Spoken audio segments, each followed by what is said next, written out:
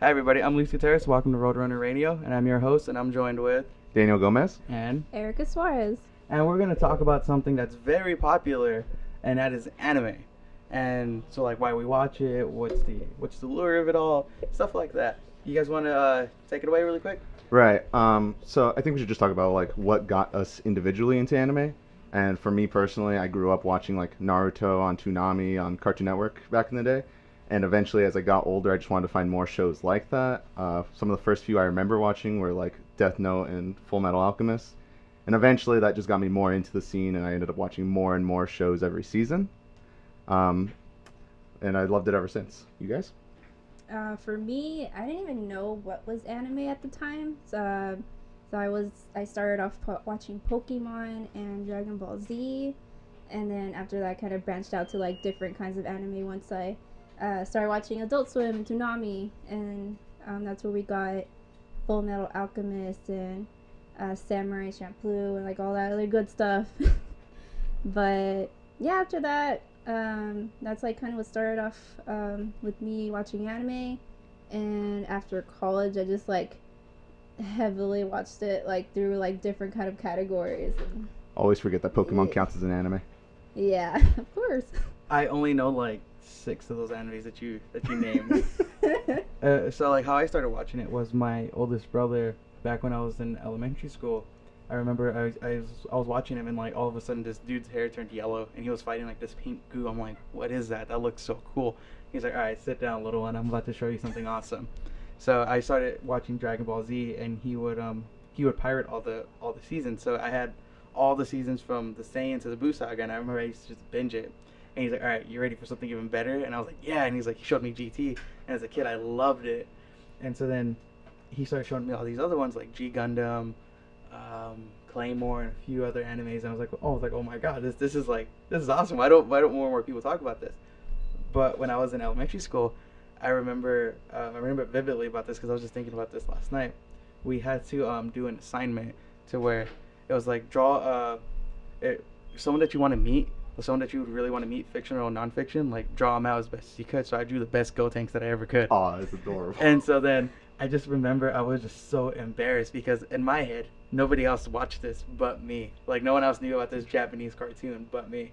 And so my teacher was like, "Who is this?" And I was like, "Oh, it's nobody. It's nobody." They're like, "Come on, this looks so cool. I've never seen nothing like this." I was like, "It's no one. It's no one." I was just like super embarrassed about this. And then I remember, as I was telling you guys, as soon as I got to middle school, I was like, "All right," I convinced myself that nobody watched it. So I just abandoned anime altogether for like a solid 3 years. That's funny because I never actually like, I never really thought about like what other people thought was popular. It just never really occurred to me. I was always just like, I enjoy what I enjoy, and if somebody likes it back, then that's cool. But if not, it's fine. Like I played Yu-Gi-Oh in middle school, even some of high school, and Yu-Gi-Oh is an anime, but like the card game I played. Side note, I hate to interrupt. I remember in high school, the Yu-Gi-Oh kids at my school would go down on that. Oh, I'm like, yeah. oh my god, like Some people, of those kids were like really intense about it. yeah, like he was like, I give you the Dark Magician. I'm like, holy crap, this is straight out of the anime. I love this. Those are the best. The best are the people that like role play with it. Uh, But even with anime, especially, like I just liked it, and it never really occurred to me that I would be judged for liking it.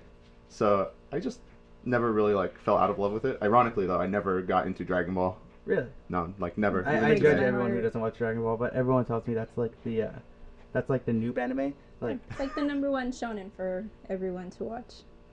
I just never got into it. Damn, sucks. so like, okay, so like, what kind of like specific animes are you guys watching right now? Because like, I know like the ones I'm watching My Hero Academia, which is the English one. They're not even on season 3 as far as I know for English. You guys could talk about season 3 for Japanese. I know like a lot of stuff happens. And the one I'm just deeply in love with, but it's a bittersweet relationship for me right now. It's Attack on Titan season 3. I haven't got caught up in Attack on Titan season 3. I watched like the first 2 episodes, Mm-hmm. and it was pretty cool. But I just started watching other shows. Like I saw this Instagram post from like a comic book page that I follow, and they're like, dude, they should just change the name. Do you watch it? Are you watching season 3 of Attack on Titan? I think I'm like 2 episodes behind. Ah, okay. Yeah. Oh, okay, so I could talk about it. They're like, dude, they should just call it like Attack on Society because like That's kind of what the show turned into. yeah, it's like Yeah. almost like it's not even giving too much away, but there's like almost no Titans at all in this whole season. I'm Right. like, Yeah, bro. like they left that behind and then focused more on like the political side of everything. I'm like, I don't care about the king. I want to see giant drunk people throwing rocks at each other. And I actually kind of liked how it turned into like, so the first season is definitely like giant monster type, like fighting giant monsters, and that's cool. And second season is more of like a mystery kind of. yeah. And then third season, I haven't watched all of third season, but I imagine it's, from what you guys say, it's not quite like the second or first season. No, they And I kind of like how they're hopping around genres. Oops, someone dropped something in the background. Yeah, they completely go like a different route. And what kind of like pissed me off about season 3 was season 2 ended on such a good like note. Whereas at the end, I call him the Bigfoot Titan. Yeah. Where he's like watching Aaron from a distance.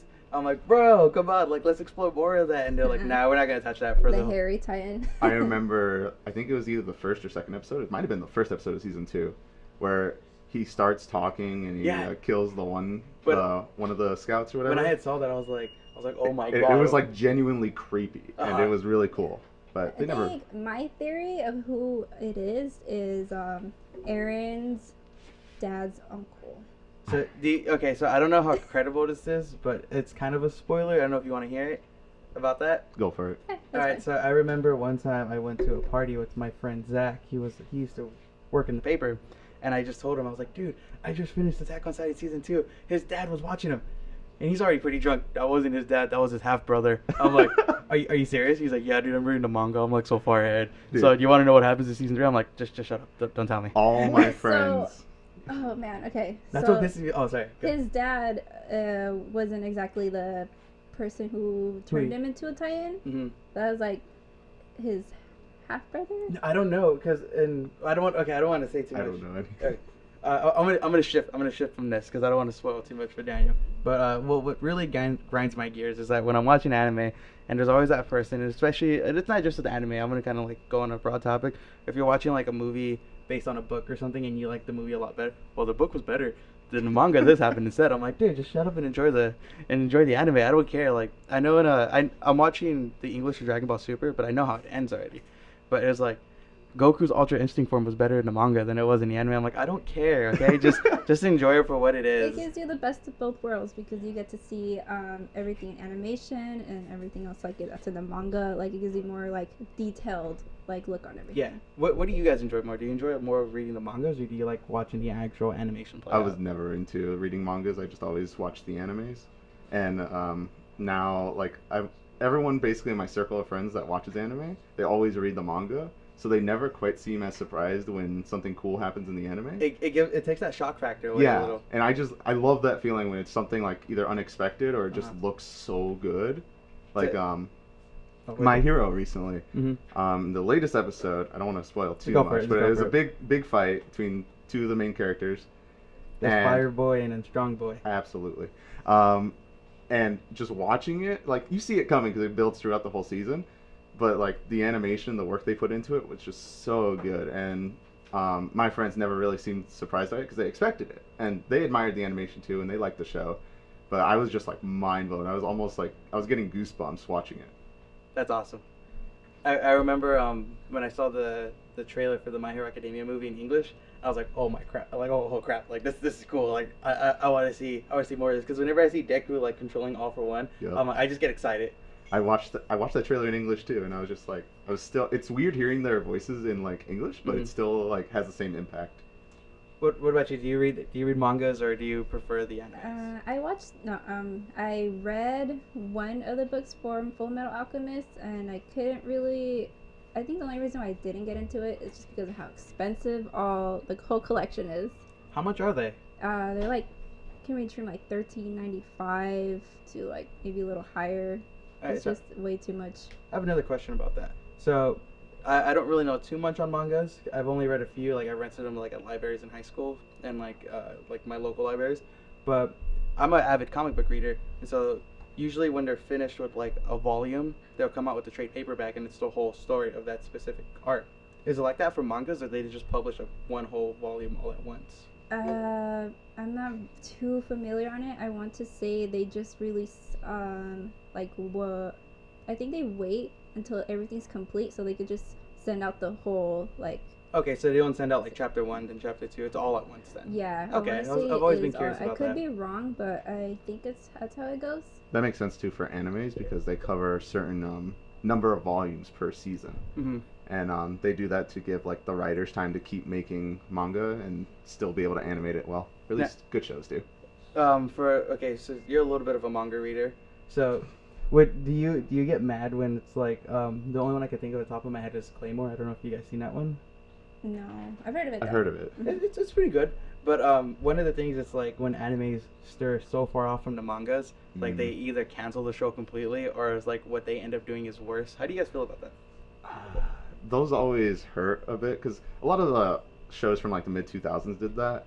And the really good ones I can think of, Full Metal before Brotherhood did that.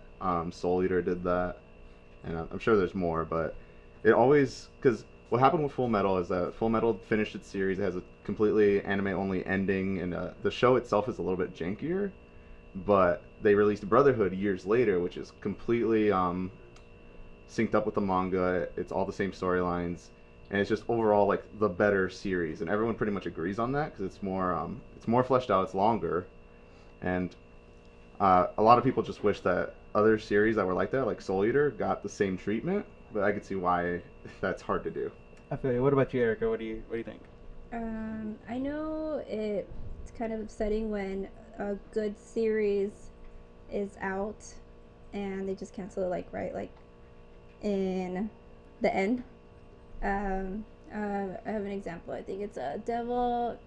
The Devil is a part-timer. I don't know if you guys seen it. I've heard of it. Isn't he like work at a coffee shop or something? He works at a burger joint, and Okay. he's actually the devil.